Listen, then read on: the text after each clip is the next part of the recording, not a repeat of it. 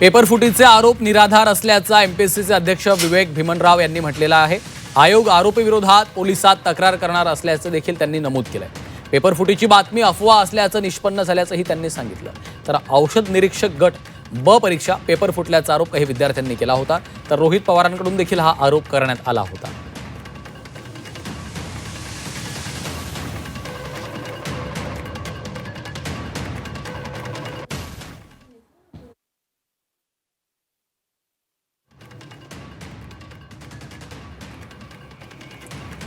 नुकताच एमपीएससीनी ड्रग इन्स्पेक्टरच्या परीक्षेचा निकाल जाहीर केला आणि हा निकाल जाहीर झाल्यानंतर या संदर्भात सोशल मीडियामध्ये कालपासून काही चर्चा सुरू झाली। काही सन्माननीय लोकप्रतिनिधींनी या संदर्भामध्ये पण काही शंका उपस्थित केल्या। याबाबत वस्तुस्थिती अशी आहे की ही जी परीक्षा आहे ही 22 मार्च रोजी ऑफलाईन पद्धतीने परीक्षा झाली।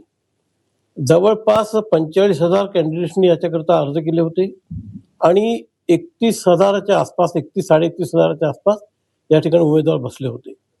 याचा निकाल 12 जूनला जाहीर झाला आणि या सगळ्यांचा जो मुलाखतीचा कार्यक्रम आहे या सगळ्यांची इंटरव्ह्यू 1 जुलै ते 22 जुलै या काळात झाले आणि ज्या दिवशी शेवटची इंटरव्ह्यू झाले 22 जुलैला त्याच दिवशी आम्ही संध्याकाळी याची प्रोव्हिजनल मेरिट लिस्ट डिक्लेअर केली। मीनवाईल या 21 जुलैला आयोगाला एक ईमेल प्राप्त झाली। ही ईमेल एक मोघम स्वरूपाची होती। यामध्ये म्हटलं होतं की या परीक्षेमध्ये गोंधळ झालेला आहे, तुम्ही ही परीक्षा रद्द करा। त्याला आयोगाकडून उत्तर दिलं गेलं की आपल्याकडे जे काही पुरावे असतील ते आपण पुरावे घेऊन यावे, आम्ही याची चौकशी करू। त्यानंतर 23 जुलैला आयोगाला एक अजून ईमेल प्राप्त झाला। त्यामध्ये त्यांनी काही उमेदवारांच्या व्हॉट्सअपचे स्क्रीनशॉट त्या ठिकाणी सादर केले आणि त्यांनी असा दावा केला की हा जो 22 मार्चचा पेपर आहे हा 20 मार्च रोजी हा काही उमेदवारांना मिळाला होता। हा ईमेल मिळताच तात्काळ आम्ही त्या तक्रारदारांशी संपर्क साधला। त्यांना सांगितलं की आपल्याकडे काय पुरावे तुम्ही आमच्याकडे घेऊन या।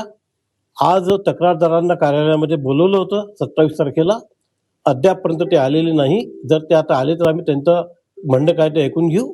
त्याचप्रमाणे जे काही उमेदवार आहेत ज्यांच्या संदर्भामध्ये अशा तक्रारी आल्या होत्या त्यांना देखील आम्ही बोलवलेलं आहे। मीनवाईल काल रात्री 9:30 वाजता आम्हाला जो तक्रारदार आहे त्याचा एक परत ईमेल प्राप्त झाला आणि त्यांनी असं म्हटलेलं आहे की हा जो मी तक्रार केली होती ती तक्रार चुकीची आहे। प्रत्यक्षात एक जो उमेदवार आहे, जो उमेदवार या परीक्षेमध्ये सिलेक्ट होऊ शकला नाही आणि त्याला वाटलं की ही परीक्षा एक 12-14 वर्षांनी झालेली आहे, आता पुढची 10-12 वर्ष परीक्षा होणार नाही आहे, त्यामुळे आपण या सध्याच्या जर आपण अशी तक्रार केली तर कदाचित ही परीक्षा रद्द होईल आणि फेरपरीक्षा होईल, म्हणून मी अशी तक्रार केलेली आहे। मी अशी तक्रार माझी वापस घेतोय। आता आम्ही त्यांना देखील पाठवलं की तुम्ही तुमचं म्हणणं आयोगाकडे सादर करा। परंतु एकंदरीतच हे जरी काही असलं तरी आपल्याला आयोगाची एक जी ट्रान्सपरन्सी आहे, निष्पक्षपातीपणा आहे आणि जो विद्यार्थ्यांचा आयोगावरचा विश्वास आहे तो टिकून राहावा याकरता आम्ही या संदर्भामध्ये पोलिसांमध्ये तक्रार सादर करतोय। यामध्ये पोलीस तपास जो काही करतील त्याच्यामध्ये जे काही निष्पन्न होईल त्या आधारे आम्ही निश्चित कारवाई करू।